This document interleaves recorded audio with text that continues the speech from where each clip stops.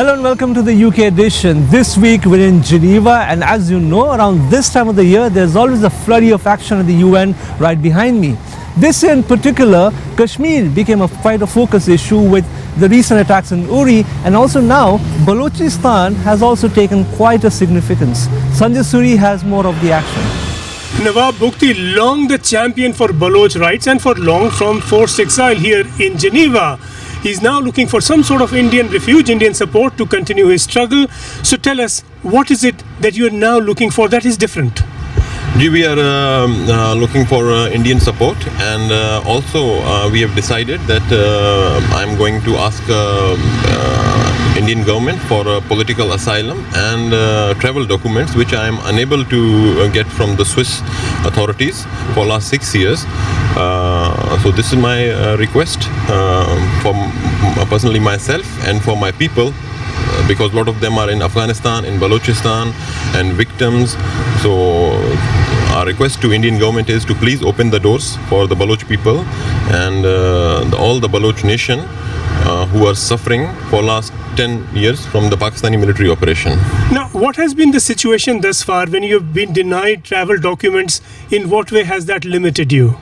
The problem now I am facing for last 6 years is that I am unable to move out from Switzerland. I am like a political person and president of Baloch Republican Party. I have to sit with the world leaders, the Prime Minister of India, the Indian government, and the Western powers, especially the American government, who is supporting Pakistan militarily and financially. So I think these all problems we have to sit with them and to make them convinced what you are supporting Pakistan in terms of counter extremist groups, and at the same time they are supporting those extremist groups and using the same aid against the Baloch people. Now, have you made a representation to the Indian government already? No, Ji, not yet. We are planning to meet them in a few days. Now, what exactly will you ask for? I think we have to meet them and discuss the whole situation and find out a proper way which suits both of us. Right. Now, when you intend to continue this struggle, are you really looking for travel documents from India that will give you a means to travel around the world? But will it not also endanger your position of independence to have the Indian shadow on you? This is what Pakistan is already saying for last so many years, that the RAW is behind that and RAW is supporting the Baloch movement, etc., etc. So these are we are not worried that this will come after. They are already saying this. So I don't think this will there will something new they will going to say or highlight on international level or their own media. You know, fundamentally the predictable Pakistani narrative will be, well, that he is a Baloch leader and he is holding hands with the Indian government. Therefore, his campaign for rights stands compromised to that extent. But really, at the bottom of this question, what is the standing of India among people in Balochistan?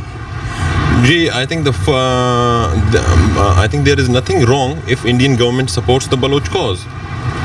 What's the problem then? If Indian government supports the Baloch cause and take the responsibility, being a responsible neighbor, what's going on in Balochistan? There is a mass killing of Baloch people.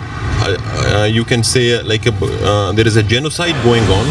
Now let's go back to Britain and see some of the achievements that our fellow Indians and fellow Asians have made and laurels they've won.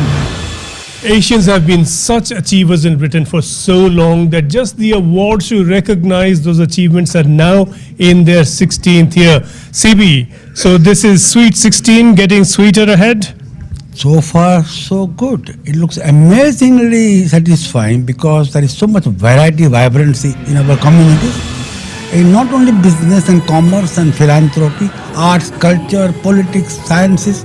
So I'm really very excited. So many award winners come up every year, so you're certainly not short of them. Actually, we have a problem. Ask the judging panel. You must ask them. They are totally independent. When you get about 900 or 1100 nominations, and even if you sort out, final 100 are so difficult, then you have to create shortlist. So I think the entry in this race is continuous. And I can see that it's going to go many more food, because people born here, brought up here, with the competence and confidence, they will do many things more. So are these awards a capsuled way of expressing the achievements of Asians over generations now?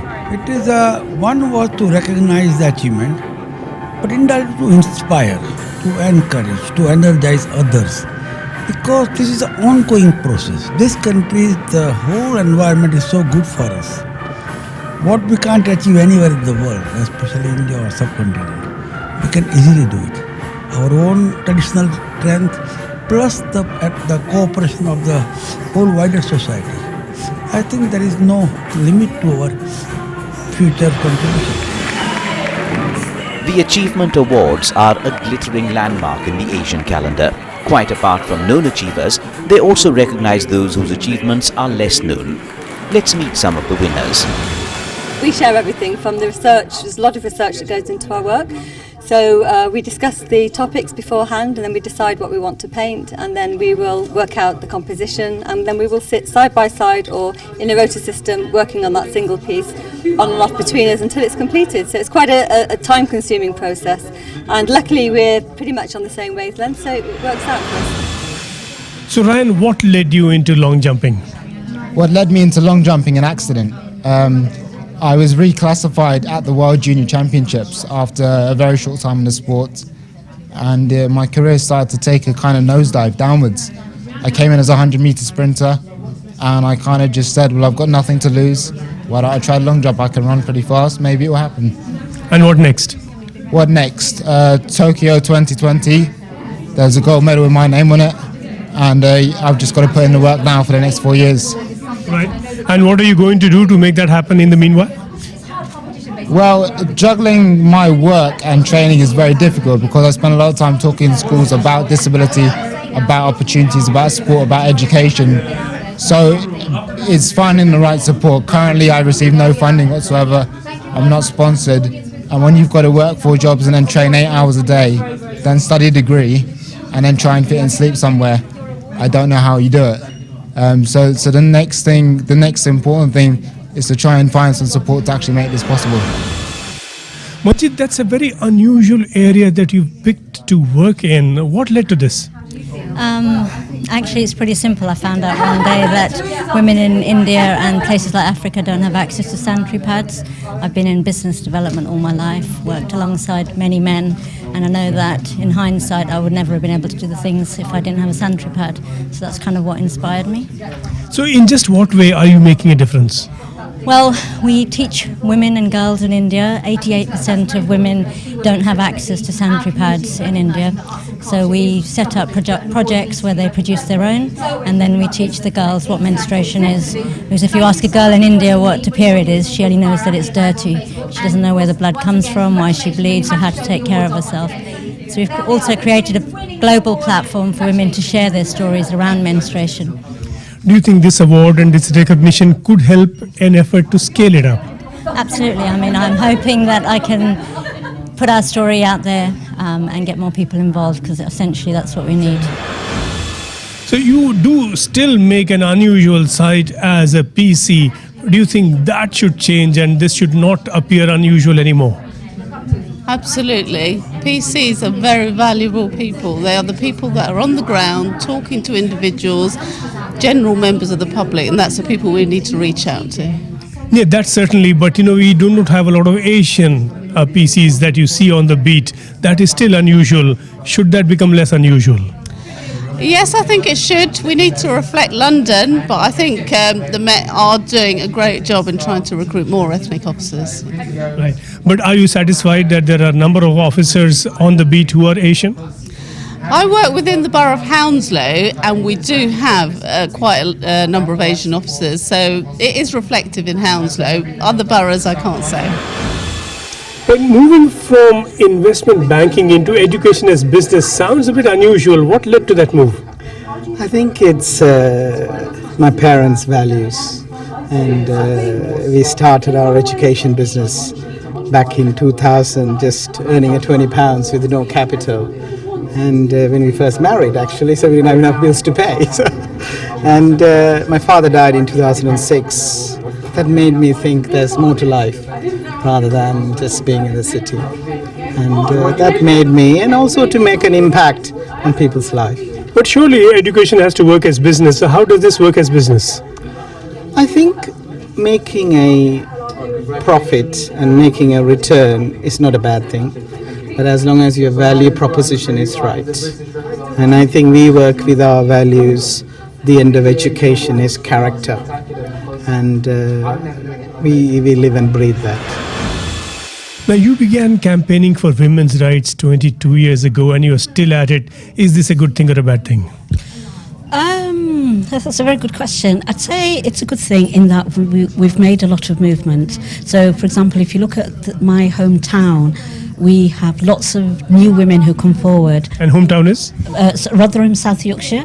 So we have lots of new women that are coming forward who are being referred in by family and friends, which 22 years ago that wasn't the case. So more people are coming forward. It's not necessarily the case that the incidence of such abuse is rising. No. What I would say, like with all issues of violence against women, would say whether it's sexual violence or domestic violence, currently we've got a lot of underreporting. Still a lot of underreporting. Yes, most definitely. Because if you look at the numbers of women that are coming forward from the Asian communities, they still don't reflect the statistics. So in terms of statistics, 1 in 4 women in any point in her life will go through domestic violence. So the figures are still low in terms of the women coming forward. What's it going to take to change this? I would say the continued work, for example, like our organisation is doing, which is not just the support of the women, but the awareness raising. And so, again, in terms of our work, people can see in Rotherham that women who were being subjected to abuse, who've left the violent situations, have now successfully either got divorced, remarried, or successfully brought up children. So a lot of the sort of silence that surrounds this issue and the pressure that's put on women to keep quiet, that isn't good for the children. Communities can start to see that. Let's take a short break now, but coming up, we'll speak to Naveen, who took quite an interesting journey all the way from Hyderabad to London in a 3-wheeler.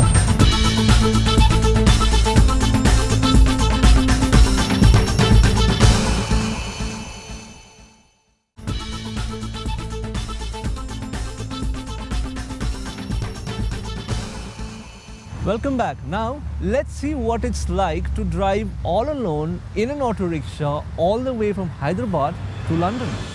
You're walking down a street in Hyderabad and a tuk-tuk comes along, a slightly funny looking tuk-tuk, but you stop it, he stops. You say you want to go to Charminar, he says, sorry, I'm going to London. And that's exactly what Naveen does in this tuk-tuk right here. He's driven from Hyderabad to London.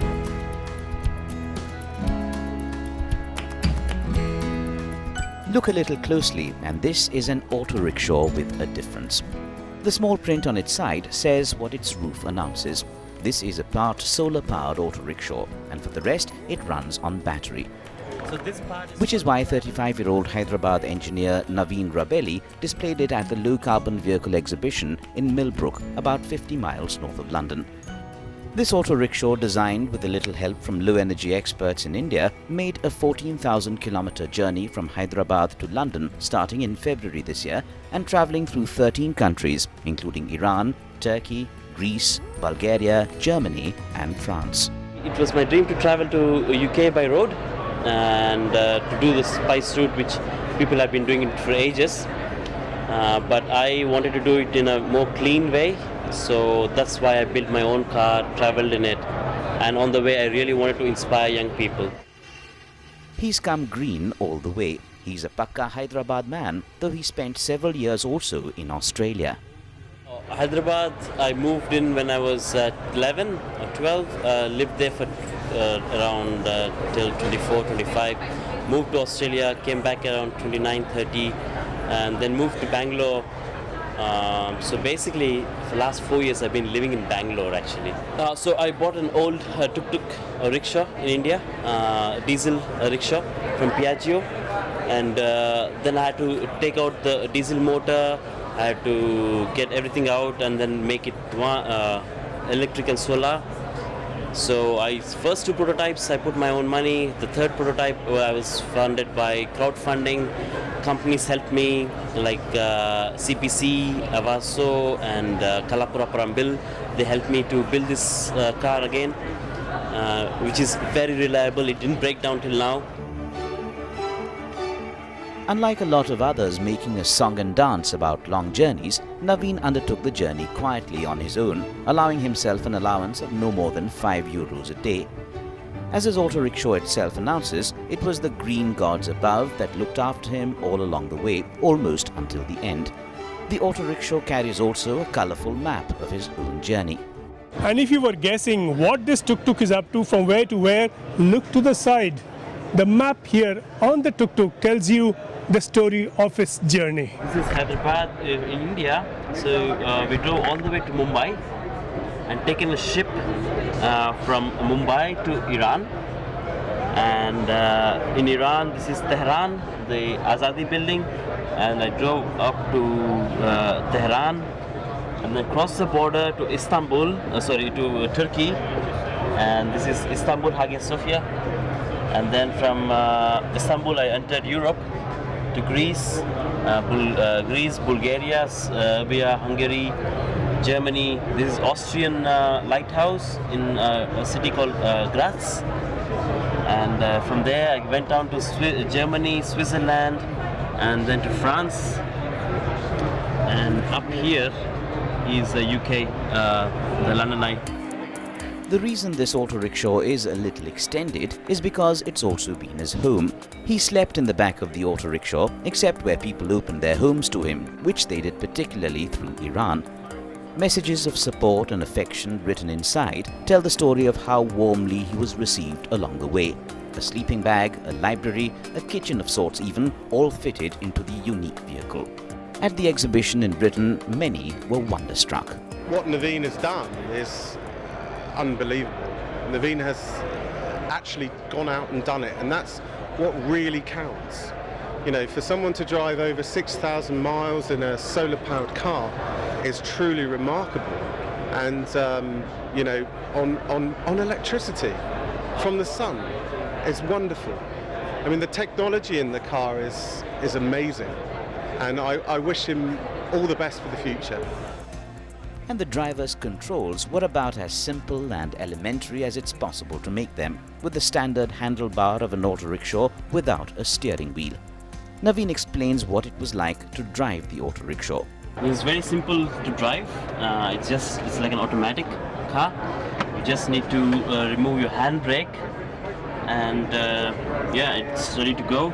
There's a key here. You turn on the key and you just increase the accelerator, it goes. And there's a brake to stop, accelerator to increase, indicators, headlights, horn.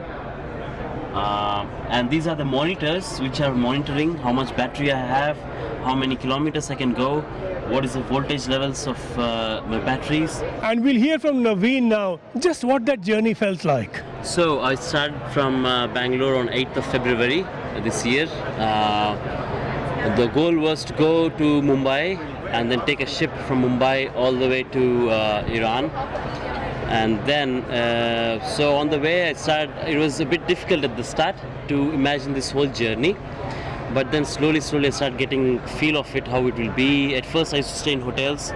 And then, then I slowly started having this confidence that I can stay in my own tuk-tuk and I can, how I can talk to people about my project, how I should organize my everyday. So at first it was really a bit not clear what I would do. And then the moment that was in my own country, in my own country having these issues, it was a bit, it was a new thing for me. So imagine going to a new country, completely new culture in Iran. That's actually where I used my previous experience of how to interact with people, but the problem was there's no communication. So I spent a lot of time to understand few words, ask people to write what I need if I can show it to people, and learn some very basic words like verbs and nouns so I can communicate a little bit. So I spent a bit of time to understand language. So and then it was quite easier for me. After day progressed, I got more confidence, and the moment I crossed Iran, I had a lot of confidence. The vehicle was running great, and it was easy for me. And I understood that it's sort of a game, how to interact with people, how to talk to people, how to talk about your project, and if you need something, how to ask them for help. In Turkey, the terrain was really tough on me. The terrain was really steep, and it was -2 degrees at night a few times, and there were hailstones, and so my tires wouldn't grip properly, so it was a bit hard. And once I got into European side, that is in Greece, I entered Europe to Greece. It was a fantastic feeling to cross Asia. When I was in Bosporus, on Bosporus River, cross the Bosporus River in Istanbul, it was such a good feeling that I completed one continent. Austria, Switzerland, Germany, they gave me a lot of support in terms of vehicles. There's a group called Electric Vehicle Associations, so they were always accompanying me from point to point, or after one day they used to catch up with me and then take me to a next point, or they used to arrange me place to stay, or arrange for my meetings or schools. They used to do a lot of work for me. France was a bit, I had some friends in Lyon, so I spent some time in Lyon. After taking a break from in my friend's place, I drove down to Paris, and in Paris I lost my wallet. Someone stole my wallet, money, passports, and my 2 batteries died down. And when I was traveling from Paris to here, people started throwing thrones at me, started breaking my tuk-tuk, shaking my tuk-tuk, kicking my tuk-tuk. So it was not a great feeling till I came to Calais. Once I came to Calais, I took a ferry to Dover, and from Dover I have a support of Green Motorsport, London. Gordon from Green Motorsport, he's actually accompanying me and taking care of me from, With Sanjay, Suri in London, this is Vaibhav Verma for News 18. That's all for this week. Thanks for watching, and stay tuned to News 18.